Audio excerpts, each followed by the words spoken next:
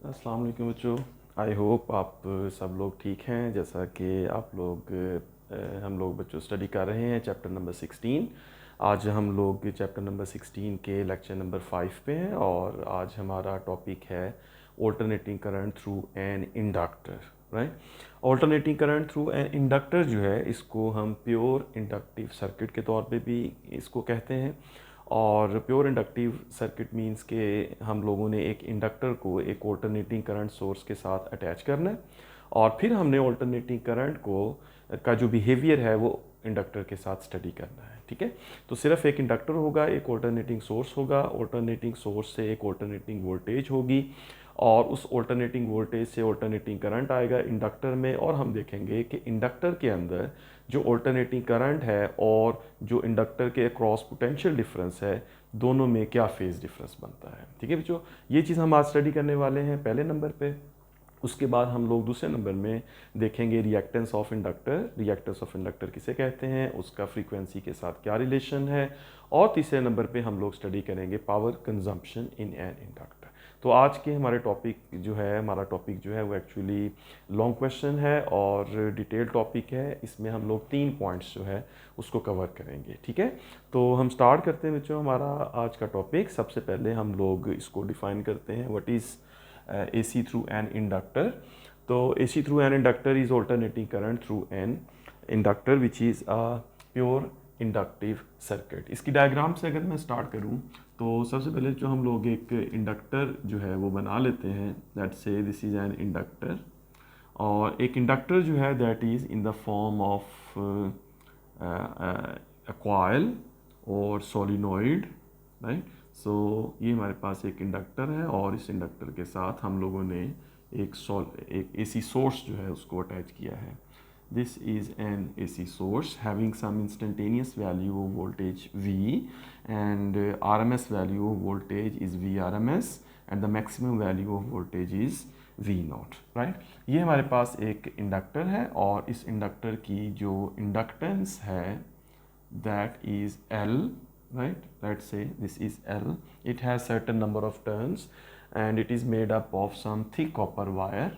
आमतौर पे thick copper wire से इसको बनाते हैं और थिक कॉपर वायर से इसकी जो रेजिस्टेंस होती है वो कम हो जाती है और इसकी जो इंडक्टेंस है वो ज़्यादा हो जाती है। ठीक है, जो अब हमने इस इंडक्टर को इस AC सोर्स के साथ अटैच किया है और हम देखते हैं कि जब इस AC सोर्स से जो करंट फ्लो करेगा वो करंट जब इस इंडक्टर में से पास करेगा उसमें कुछ चेंज आएगी तो फिर उस करंट का इस इंडक्टर के क्रॉस जो पोटेंशियल डिफरेंस है उससे क्या रिलेशन बनता है। अब देखिए जो हम लोगों ने चूँकि एक AC सोर्स कनेक्ट किया है तो AC सोर्स जो है उसकी ये प्रॉपर्टी है कि that changes its polarity right in 1 second और it has certain frequency, it has certain time period. तो लेट्स से जो इसका टाइम पीरियड है time period of this AC source that is T, it has certain frequency and let's say that frequency is F and that is equals to 1 by T।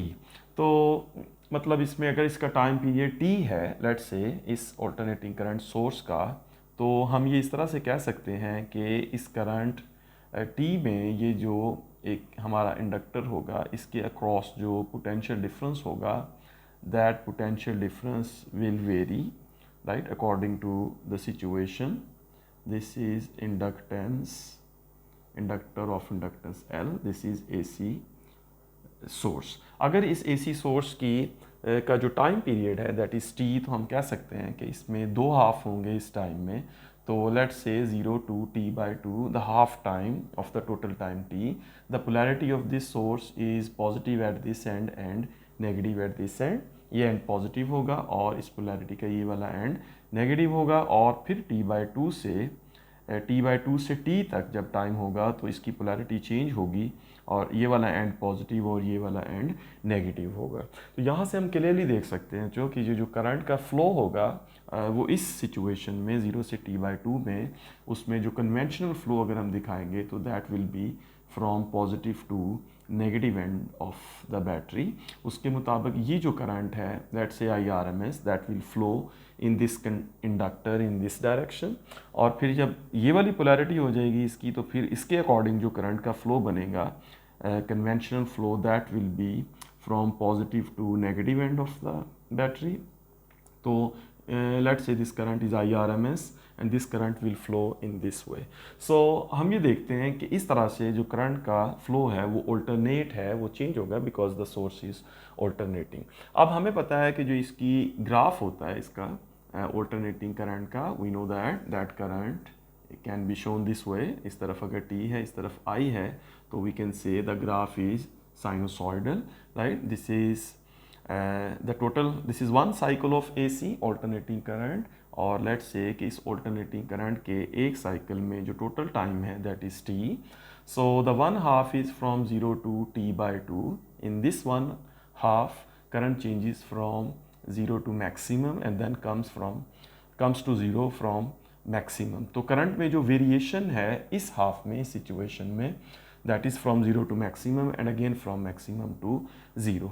फिर जो second half है इस situation में T/2 से T, इसमें फिर से current जो है वो 0 to maximum जाएगा और फिर maximum to 0 जाएगा. तो इस तरह से जो current की variation है वो यहाँ पर दोनों halves में हो रही है. आप ये समझ सकते हैं कि this is first half of AC and this is second half of AC. Right. तो इसका मतलब है कि जब हम किसी इंडक्टर को किसी ऑल्टरनेटिंग सोर्स के साथ कनेक्ट करेंगे तो उस ऑल्टरनेटिंग सोर्स की जो पोटेंशियल डिफरेंस होगी और उसके नतीजे में जो ऑल्टरनेटिंग करंट होगा that will be changing and that will be changing in this way, right. पहला पॉइंट. अब जो हम देखते हैं कि ये जो करंट में वेरिएशन आ रही है, करंट के मैग्नीट्यूड में, उसकी डायरेक्शन में ये जो चेंज आ रही है, इस चेंज की वजह से जो इंडक्टर है उसका मैग्नेटिक फील्ड चेंज होगा. ऑलराइट. किस तरह से, ये बात हम लोग ऑलरेडी जानते हैं कि जब हम किसी इंडक्टर को किसी करंट सोर्स के साथ कनेक्ट करते हैं, किसी इंडक्टर में से जब करंट पास करता है, let's say this is one and of the inductor and this is second and of the inductor. This and of the inductor is connected with positive source of the battery and this is with negative source of the battery. तो हम लोग ये चीज़ जानते हैं कि इस inductor में current के फ्लो की वजह से एक मैग्नेटिक फील्ड इस्टेब्लिश हो जाता है, राइट. यहाँ पर एक मैग्नेटिक फील्ड बनेगा. The strength of this magnetic field is let's say B. ठीक है. तो ये मैग्नेटिक फील्ड बनता है इसमें, जिस तरह हमने पढ़ा था magnetic field establish in a solenoid, right. तो ये सॉलिनॉइड की फॉर्म है, कॉइल है. तो इसमें जो मैग्नेटिक फील्ड बनेगा वो इस फॉर्म में इस तरह से इस्टेब्लिश होगा. अब जो होगा ये कि ये जो मैग्नेटिक फील्ड बनेगा B, इस मैग्नेटिक फील्ड का जो मैग्नीट्यूड है, अगर हम उसका फॉर्मूला देखें तो the magnetic field is actually mu naught times NI, right. तो this magnetic field B is actually mu naught times NI. अब ये जो मैग्नेटिक फील्ड है B जो इस इंडक्टर में इस्टेब्लिश होगा, ये मैग्नेटिक फील्ड डिपेंड करता है डिफरेंट फैक्टर्स में, जिसमें एक फैक्टर जो है दैट इज़ करंट. अब ये जो करंट है इस सॉलिनॉइड के अंदर, इस पर डिपेंड करेगा ये मैग्नेटिक फील्ड. अब आप देख सकते हैं कि ये जो करंट है इस सिचुएशन में जो हमने बनाई है ऑल्टरनेटिंग करंट के सोर्स में, this current is not constant. अगर ये करंट कांस्टेंट नहीं है तो इसका मतलब है कि ये जो मैग्नेटिक फील्ड होगा इस इंडक्टर का वो भी कांस्टेंट नहीं होगा, राइट. लेट्स से कि for at the moment when I is 0, जिस वक्त इस इंडक्टर में करंट 0 होगा, और आप कह लें कि जिस तरह ऑल्टरनेटिंग करंट की वैल्यू अगर 0 है at any moment, right, during its cycle, तो करंट 0 है तो that implies the value of B is also 0. When I goes to 0, B goes to 0. There is no magnetic field in inductor, right. और the moment when I goes to maximum, जिस वक्त current की value maximum होगी, इस situation में भी और इसमें भी, पहले हाफ में भी करंट की वैल्यू मैक्सिमम होती है और सेकंड हाफ में भी करंट की वैल्यू मैक्सिमम होती है. तो इस सिचुएशन में जब करंट की मैक्सिमम वैल्यू हम यहाँ पे यूज़ करेंगे तो उस वक्त जो मैग्नेटिक फील्ड होगा उसकी वैल्यू भी मैक्सिमम हो जाएगी. ऑलराइट. तो मतलब ये कि ये जो मैग्नेटिक फील्ड बनेगा इस सॉलिनॉइड का, राइट, तो this magnetic field of the solenoid depends on the magnitude of current. तो करंट अगर चेंज हो रहा है तो ये मैग्नेटिक फील्ड भी चेंज हो रहा है, right. So what is the result of this change in magnetic field? तो हम कहते हैं कि there is an EMF induced in the inductor. इस इंडक्टर के अंदर EMF इंड्यूस हो जाएगी due to change in magnetic field, क्योंकि चेंज इन मैग्नेटिक फील्ड की वजह से होता है change in flux, right. We have already defined flux. तो जो फ्लक्स होता है that is actually equals to B dot A. So if B is changing that means flux is changing. So basically inductor के case में current change होगा और current के change होने की वजह से मैग्नेटिक फील्ड स्ट्रेंथ चेंज होगी इंडक्टर की, और मैग्नेटिक फील्ड स्ट्रेंथ के चेंज होने से इस इंडक्टर का फ्लक्स चेंज होगा, और due to change in flux EMF will induce in this inductor. तो इस इंडक्टर के अंदर ईएमएफ जो है वो इंड्यूस हो जाएगी, और उस इंड्यूस्ड ईएमएफ की जो वैल्यू होती है that is actually a self-induced EMF, and that is equals to negative times L into delta I upon delta T. This mathematical expression is for self-induced EMF, right? So L जो है that is inductance of this inductor. Delta I is a change in current and delta T is change in time, means how much current is changing in how much time, delta T. अब हम ये कहते हैं the given जो potential difference है या given alternating voltage जो हमने अप्लाई की है, इन द सेंस कि there is no energy loss, there is a very negligible resistance of the inductor. Thick copper wire से हमने इसको बनाया है, देर इज़ नो लॉस. तो we can assume that the given potential difference और given V is actually equals to negative E, negative times back EMF. ये जो back EMF इसमें आती है इंडक्टर के अंदर, और जो गिवन वोल्टेज होती है alternating, they both oppose each other, they have opposing behaviour with each other. तो इस अपोजिंग बिहेवियर को लेके इसको इस तरह लिखा है कि V is equals to negative times back EMF. तो इस बैक ईएमएफ की वैल्यू अगर हम इस एक्सप्रेशन से यहाँ लगाते हैं तो we get V equals negative times negative L and delta I upon delta T. So this negative goes to positive, becomes positive. So we can say V is now equals L delta I upon delta T. This equation gives V, means potential difference V across the ends of inductor. इस inductor के ends A और B के दरमियान जो potential difference exist करेगा that is V, and that potential difference V actually changes or varies with the change in current. तो ये जो V है और जो करंट है इस इंडक्टर में, they both are changing. The current is changing with respect to time and the EMF और the potential difference across the inductor is also changing. अब हमने इन दोनों का जो बिहेवियर है V का और I का, इसको देखना है, और हमने इन दोनों के दरमियान एक फेज डिफरेंस जो है उसको इस्टेब्लिश करना है. ऑलराइट, तो यहाँ पे जो ये जो इक्वेशन आई है हमारे पास, इस इक्वेशन को यहाँ पे जो है वो मैं लिख लेता हूँ. So we have actually V which is equals to L and this is delta I upon delta T. इस इक्वेशन से हम लोग इसके रिलेशन को स्टडी करते हैं. ठीक है, तो अब यहाँ पे हमने V और I जो है इनके बीच में रिलेशन बनाना है. तो फर्स्ट ऑफ ऑल हमें ये पता होना चाहिए कि ये जो हमारे पास इंडक्टर है, इस इंडक्टर में जो करंट की वेरिएशन है वो किस तरह से है. तो we know that current is actually alternating current, और जो ऑल्टरनेटिंग करंट होता है वो साइनसॉइडल वेरिएशन करता है. तो this is the graph of alternating current flowing through inductor, या आप ये कह लें कि इस इंडक्टर में जो करंट फ्लो हो रहा है या इंडक्टर के क्रॉस जो करंट है that is actually changing in this way. और ये जो है इसमें हम let's say this is point A, this is point B, this is point C, this is point D, and this is point E. This is for one cycle and then the cycle continues next. ठीक है, इस तरह चलता रहेगा. अब ये जो graph है this is actually current time graph, हम इसको कह सकते हैं. This is current time graph, right. अब इस करंट टाइम ग्राफ से हम लोग इसको करंट की वेरिएशन को समझ सकते हैं कि इसमें करंट की वैल्यू जो है वो ज़ीरो है सर्टेन इंस्टेंट, फिर करंट की वैल्यू जो है वो मैक्सिमम है, फिर करंट की वैल्यू जो है वो ज़ीरो है, अगेन करंट की वैल्यू मैक्सिमम, और फिर ज़ीरो. एग्जैक्टली जो ऑल्टरनेटिंग करंट का बिहेवियर है. अब जो करंट की इस वेरिएशन से हम लोगों ने V की वैल्यू जो है वो ऑब्जर्व करनी है कि जो V है, जो पोटेंशियल डिफरेंस है इस इंडक्टर के अक्रॉस, उस पोटेंशियल डिफरेंस V की वैल्यू जो है वो किस तरह से डिटरमिन करनी है. तो ये जो पोटेंशियल डिफरेंस V की वैल्यू है इसको हम डिटरमिन करेंगे इस इक्वेशन के अकॉर्डिंग जिसमें आई वेरी कर रहा है टाइम के मुताबिक, तो इस आई की जो वेरिएशन है करंट की, जो टाइम से वेरिएशन है, उससे हम लोग वी की वैल्यू फाइंड करेंगे। और यहाँ पर चूंकि ये करंट टाइम ग्राफ है, तो we can find potential difference V from this current time graph by using the concept of slope, right? तो स्लोप जो है उसका कॉन्सेप्ट हमने लास्ट लेक्चर नंबर 4 में भी यूज़ किया था, AC through a capacitor that was pure capacitive circuit.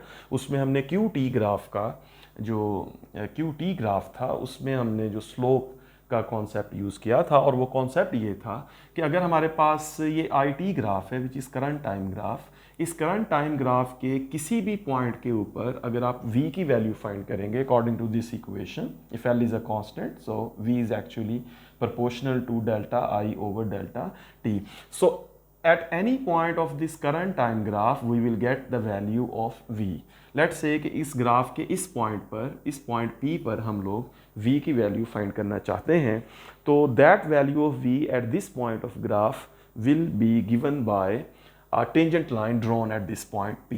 इस पॉइंट P पे हम लोग एक टेंजेंट लाइन ड्रॉ करेंगे और उस टेंजेंट लाइन की स्लोप फाइंड करेंगे। जो उस टेंजेंट लाइन की स्लोप होगी that will be the value of V at that point, right. So हम ये लिखते हैं कि value of V at any point on current time graph can be given by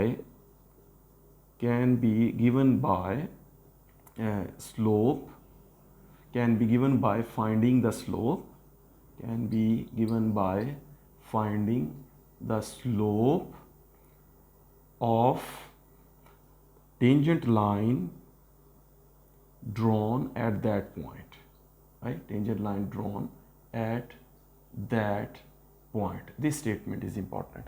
Value of V at any point on current time graph can be given by finding the slope of tangent line drawn at that point. This is important, right? तो जिस भी point पर आप लोगों ने हमने V की value find करनी है, so actually we have to draw a tangent line at that point and find the slope of that tangent line, and that slope will actually the value of V. So value of V is actually equals to slope of tangent line, right? तो at that point, तो ये हमारे पास actually एक expression बन गया। इस expression को हम लोग जो है वो नोट करते हैं और इसके मुताबिक हम लोग V की वैल्यूज़ को फाइंड करते हैं। अब देखिए मुझे इस ग्राफ में डिफरेंट पॉइंट्स के ऊपर स्लोप्स जो है वो हम ड्रॉ करते हैं और फिर उन स्लोप्स जो है उसकी वैल्यूज़ देखते हैं, तो that values of slope will be the value of voltage at that point. Let's say I write at point A, हम लोग के पॉइंट ए से अगर स्टार्ट करें तो I choose point A, the very beginning और the very first point. This is point A on the graph. अगर हम इस पॉइंट ए पर जो टेंजेंट लाइन है वो ड्रॉ करें, सो that tangent line at point A will be a vertical line drawn at point A. This will be a vertical line, right? So at point A, value of V is actually equals to slope of tangent line drawn at point A. So V की value इस point A पर वही होगी जो slope होगी उस tangent line की जो आपने ए पे ड्रॉ किया है। So that slope is actually maximum, right? Slope of vertical line is maximum, ये हमने पढ़ा था। हम जानते हैं कि एक वर्टिकल लाइन की, ये वर्टिकल लाइन है तो इसकी, इस लाइन की जो स्लोप होगी that will be equals to maximum. So we write value of V is equals to maximum at point A, right? So A point पर वोल्टेज की वैल्यू मैक्सिमम होगी। Now I write point B, तो point B पर हम जाते हैं A के बाद, तो A पॉइंट के ऊपर जो लाइन थी दैट वाज एग्जैक्टली वर्टिकल और इस लाइन की जो स्लोप थी दैट वाज मैक्सिमम। तो अगर हम A पॉइंट से B पॉइंट की तरफ जाते हैं इस ग्राफ में, तो आप देख सकते हैं कि इस ग्राफ में जो भी टेंजेंट लाइन ड्रॉ की जाएगी ए पॉइंट के बाद उस टेंजेंट लाइन की जो स्लोप है वो डिक्रीज होगी, the line is now inclining, और उसकी स्लोप जो है वो डिक्रीज होगी until we reach at point B. और पॉइंट बी पे जब हम पहुंचेंगे और जब हम एक इसके ऊपर टेंजेंट लाइन ड्रॉ करेंगे, so that tangent line will be exactly a horizontal line. So the slope of horizontal line is zero. So I write at point B the value of v is equal to slope of tangent line, so slope of horizontal line, actually यहाँ पर तो वो horizontal line बन जाएगी, and we know that the slope of horizontal line is 0, so value of v at point b will be equals to 0। तो यहाँ से हम देख सकते हैं कि जिस तरह से पॉइंट ए से वर्टिकल लाइन थी, पॉइंट ए पर वर्टिकल लाइन थी, और जैसे हम पॉइंट ए से बी की तरफ जा रहे हैं तो लाइन जो है वो हॉरिजॉन्टल होती जा रही है, इंक्लाइंड होती जा रही है अनटिल ये पॉइंट बी पर पहुंच के बिल्कुल हॉरिजॉन्टल हो जाती है। तो इसका मतलब है कि पॉइंट ए से बी तक जो वी की वैल्यू है, वोल्टेज की वैल्यू है, पोटेंशियल डिफरेंस की वैल्यू है इंडक्टर के लिए, that value is actually changing from its maximum value to zero, right? So the value of V will change from maximum to zero when we move from point A to point B on the graph. Similarly, अब हम जैसे ही B से C की तरफ जाएंगे तो B पर जो लाइन है वो हॉरिजॉन्टल है, और जब हम C की तरफ आएंगे तो this line will start becoming vertical, और ये बिल्कुल हॉरिजॉन्टल है, और जैसे जैसे हम ये हॉरिजॉन्टल लाइन से B से C की तरफ आएंगे ये लाइन बिल्कुल वर्टिकल होती जाएगी। So as we are moving from point B to C, so at point C the line exactly becomes vertical.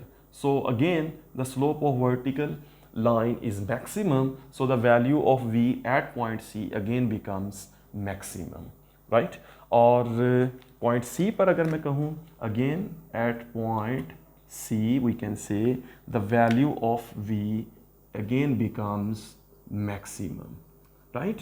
और फिर अगर हम कंटिन्यू रहें पॉइंट सी से ऑनवर्ड तो पॉइंट सी पर ये लाइन जो है वो एग्जैक्टली वर्टिकल है, लेकिन पॉइंट सी से जब हम डी की तरफ जाएंगे तो इस लाइन की जो टेंजेंट लाइन होगी जो हम ड्रॉ करेंगे, that tangent line will start becoming horizontal, और फिर सी से जब हम डी पर आ जाएंगे एग्जैक्टली तो डी पॉइंट पर पहुंच के ये लाइन टेंजेंट लाइन फिर से जो है वो हॉरिजॉन्टल होगी। So at point D we can say point D पर जो v की वैल्यू हो जाएगी that will again becomes zero, right? तो d पर फिर वैल्यू v ज़ीरो हो जाएगी, और फिर अगर हम कंटिन्यू रहें d से e की तरफ तो d पर जो लाइन है दैट इज़ हॉरिजॉन्टल, और जब हम e की तरफ जाएंगे now the line is becoming vertical again. So at point e the line again becomes vertical which means the value of v again has become maximum, ठीक है? तो इस तरह से हम लोग I T current time graph से जो v की वेरिएशन है टाइम के साथ उसको इजीली देख सकते हैं, ठीक है? अब जो इसको हम लोग दोबारा से ड्रॉ करते हैं एक ग्राफ में, और इस ग्राफ में हम लोग i को v के साथ जो उसकी वेरिएशन है उसको हम दिखा देंगे, तो that will be the graph of v and i। अब यहाँ पे हमारे पास कंक्लूजन ये है कि हमारे पास वोल्टेज जो करंट की वेरिएशन है वो इस तरह से है, साइनोसॉइडल वेरिएशन है, और इस वेरिएशन में जो हम v की वेरिएशन देख रहे हैं, जो करंट की वेरिएशन हम लोग देखेंगे, that variation of current is actually starts from maximum. अगर इसकी मैं लेबलिंग करूँ तो we have A, we have point B, we have point C, we have D, we have point E and then continues. तो यहाँ पर हमारे पास जो v की वेरिएशन है that the value of v starts from maximum then goes to zero then becomes maximum then goes to zero. तो a point पर जो v की वैल्यू है that is actually maximum, and then at point b it becomes zero, at point c it becomes maximum, at point d it becomes zero, and point e it becomes maximum, and then similarly it keeps on moving this way. तो ये जो graph मैंने draw किया है that is for v, और आप लोग देख सकते हैं क्लियरली इस ग्राफ में कि जो वोल्टेज की वैल्यू है, पोटेंशियल डिफरेंस की वैल्यू है पॉइंट a पर that is maximum, point b पर जो v की वैल्यू है that is zero, and point c जो है वहाँ पर भी मैक्सिमम वैल्यू है इसकी v की, और ये उसकी डायरेक्शन ऑपोजिट। फिर यहाँ पे वोल्टेज की value zero, right, and again it becomes maximum, again it becomes 0 and it is changing. तो ये ऑल्टरनेटिंग पोटेंशियल डिफरेंस बनेगा और इस ऑल्टरनेटिंग पोटेंशियल डिफरेंस की जो वैल्यू है वो चेंज हो रही है। ऑलराइट, ये बात अच्छे से देख लिया आपने। यहाँ से हम दोनों का ऑल्टरनेटिंग करंट का और ऑल्टरनेटिंग पोटेंशियल डिफरेंस का ग्राफ यहाँ से ड्रॉ कर सकते हैं। और जब हमने ये ग्राफ ड्रॉ कर लिया तो इस ग्राफ से इजीली हम लोग करंट और वोल्टेज का जो फेज डिफरेंस है वो हम बता सकते हैं। Let's say at point A, I write at point A phase of V is pi by 2। आप लोग देख सकते हैं फेज of V is pi by 2 because at point A the value of potential difference is maximum and phase of current I is 0, right? यहाँ पे आप देख सकते हैं पोटेंशियल डिफरेंस V का जो फेज़ है वो मैक्सिमम यानी पाई बाई 2 है A पर, और जो करंट है उसका फेज़ जो है वो 0 है, राइट? और नेक्स्ट मैं लिखता हूँ एट पॉइंट B, फिर हम वहाँ पे भी देख लेते हैं। So we see at point B, at point B also we see that phase of V is pi because pi by 2 जो है उसके बाद फिर इसका जो फेज बनेगा that must be pi। यहाँ पर इस वोल्टेज का फेज पाई है तो पाई बाई 2 है, तो यहाँ पर पॉइंट B पर ये फेज पाई हो जाएगा। इस तरह करंट जो है उसका फेज मैं लिखता हूँ phase of current is actually pi by 2, right? So the phase of current has changed from 0 to pi by 2. At point B the phase of V is pi and phase of I is pi by 2. Then keeps on moving. At point C we see that at point C we have phase of V is 3 pi by 2. We have phase of V is 3 pi by 2 at this moment. At this point the phase is 3 pi by 2 and we get the phase of I is pi। इस point C पर जो current का phase है वो पाई हो जाएगा, right? यहाँ पे 0 था, यहाँ पाई बाई 2, यहाँ पर पाई होगा and then keeps on moving. तो similarly at point D we get the phase of V and I, again at point E we get the phase of V and I। ये आप लोग यहाँ से देख सकते हैं। फॉर एट ईच पॉइंट आप देख सकते हैं point A, B, C, D, E and further जो है पूरे साइकिल में जो V और I है वो जिस तरह से वेरी कर रहे हैं उनका जो डिफरेंस है that is actually pi by 2। ये आप देख सकते हैं पॉइंट A पर phase of V is pi by 2 which is and phase of current is 0, so we get pi by 2 minus 0 which is pi by 2। At point B we get phase of V is pi, phase of I is pi by 2, pi minus pi by 2 is again equals to pi by 2, right? और point C पर phase है 3 pi by 2 V का और I का जो phase है that is pi, so 3 pi by 2 minus pi is again pi by 2. So what we conclude? From this we conclude that phase difference between V and I for an inductor is pi by 2, right? So this is conclusion. We get that phase difference between V and I for an inductor is always pi by 2 at each point, right? ये हमने find कर लिया। Next हम ये देखते हैं कि which one is in lead, either voltage और करंट।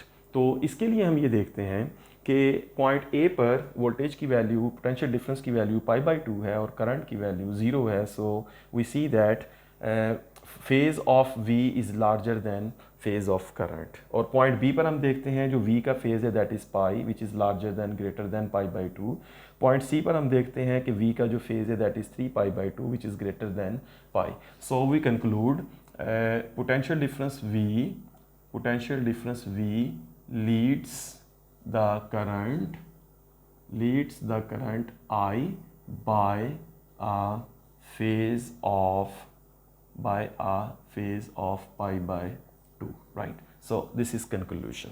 तो किसी भी प्योर इंडक्टर के लिए ऑल्टरनेटिंग वोल्टेज और ऑल्टरनेटिंग करंट का जो फेज डिफरेंस होगा that will B pi by 2 and in that situation current will lead the potential difference bye a phase of pi by 2, right? That is the result. Next हम लोग लिखते हैं what is reactance. So reactance is actually reaction of an inductor to oppose the flow of alternating current, right? ये कितना जो inductor है वो किस तरह से ऑल्टरनेटिंग करंट को अपोज करता है या उसका क्या रिएक्शन है ऑल्टरनेटिंग करंट पे, that is actually reactance, right? Opposition to the flow of current offered by an inductor. इसको हम लोग रिप्रेजेंट करते हैं एक्स एल से, and that is equals to omega L. और इसका जो रिलेशन है एक्स एल का फ्रीक्वेंसी ऑफ ऑल्टरनेटिंग करंट से, that is 2 pi F L. और यहाँ से आप देख सकते हैं कि जो एक्स एल है that is proportional to F, which means reactance of an inductor is proportional to frequency of alternating current. Greater is the frequency of alternating current, greater is the reactance of an inductor, and less will be the current. जितनी reactance ज़्यादा होगी, reaction ज़्यादा होगा, alternating current को oppose ज़्यादा करेगा. So in that sense, the reactance is greater, the current will decrease. And in the sense the reactance is less, it means the current is more. दोनों का एक दूसरे से जो रिलेशन है वो इन्वर्स होगा। So we conclude I is inversely proportional to X L, right? X L is proportional to frequency and I is inversely proportional to X L. If X L is less, current will be more, if X L is more, current will be less, right? So this is called reactance of an inductor, right? Finally हम देखते हैं कि किसी inductor में जो power consumption है वो किस तरह से होगी या किस तरह से होती है। पावर कंजम्पशन के लिए हम लोग देखते हैं जो पावर कंजम्पशन है, we can find power consumption in an inductor by multiplying V and I, right? So we can get always power equals V times I। अब अगर हम इस ग्राफ से देखें और इस ग्राफ के सिर्फ एक साइकिल को अगर हम डिस्कस करें तो हम यहाँ से क्लियरली देख सकते हैं कि इस एक साइकिल को अगर हम इसके क्वार्टर्स में डिवाइड कर दें, एक लेट्स से कि हमारे पास एक साइकिल है ऑल्टरनेटिंग करंट और पोटेंशियल डिफरेंस का। So let's say this is one cycle of alternating current, right? And in this one cycle this is for I, this is for I. Let's say we have drawn this graph for current, and let's say I choose V to be like this. So we can write this way, this is V, this graph is for V and this graph is for I. तो इसमें हम लोग इसको different quarters में मैं इसको अगर divide करूँ तो let's say this is point A and this is point B, this is point C, this is point D and this is point E of the graph, and this is P, Q, R and S and this point is T. So both the graphs are for I and V. हम लोग देख सकते हैं I और V का graph. और इस graph में अगर हम इसके 4 क्वार्टर्स देखें, अगर फर्स्ट क्वार्टर देखें that for current that is from A to B, right? For current the first quarter is from A to B, and for potential difference first quarter is from P to Q, right? So A to B, P to Q, A to B the value of current is positive, and from P to Q the value of V is positive. So we get power calculated by V and I, the answer is positive. That means in the first quarter of AC cycle an inductor gains energy or stores energy because both the value of V and I are positive. A से B तक current positive है, P से Q तक V positive है। When we multiply two positive number, we get an answer of positive number. So it means positive number means the power consumption.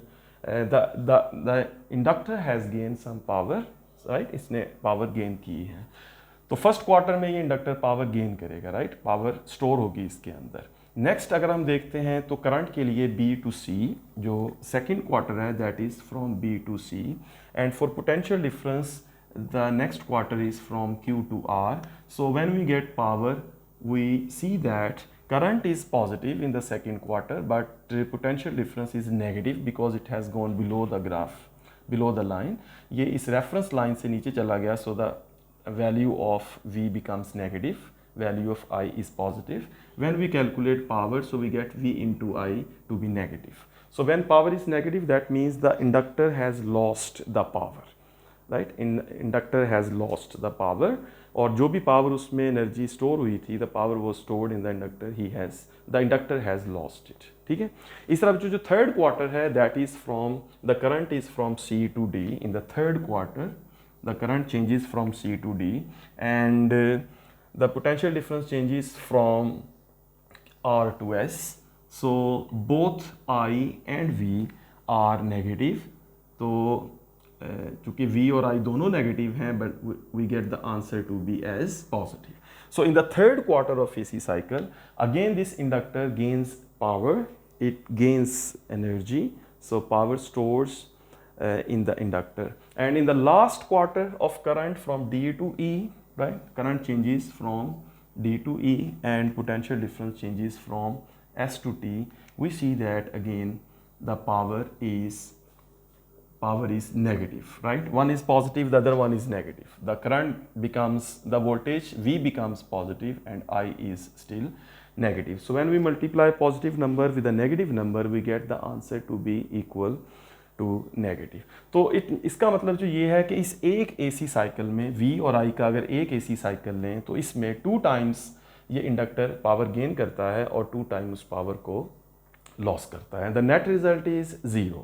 The inductor do not consumes any power during one cycle of AC voltage and current. तो net जो power होगी that will B 0, ठीक है। तो net power consumption of this inductor is 0 and that inductor which has net power consumption 0 in one cycle of alternating voltage and current is known as choke, right? तो इसको फिर हम choke जो है वो भी कह सकते हैं।